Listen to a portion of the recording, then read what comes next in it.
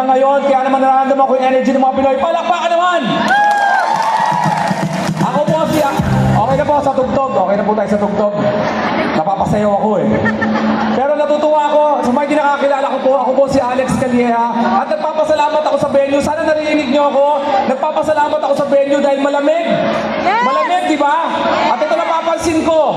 Pag mainit, kasi kapag kasi mainit, eh, di ba? Ang problema pag mainit, kaputukan.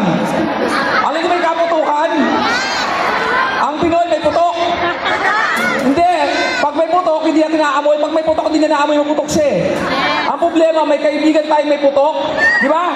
Kung sino may putok, sa pamahilig gumakbay. Di ba? Pag-akbay sa'yo, naiiwan sa shoulder mo, tapos sa kanya maaamoy, sabi niya, may putok ka. Ulol, putok mo to! Tinransfer mo lang, saka mo naamoy. Tapos kaya galit ako sa Rexona. Yung Rexona, pasosyal kung mag-commercial. Di ba? Protection against perspiration and odor. Hindi ito nila bibili ng mga hirap. Dapat Tagalogin na lang, di ba? Sabihin nyo, may putok ka, Rexona. Tapos, oy, huwag nyo titignan yung mga kaibigan nyo ha.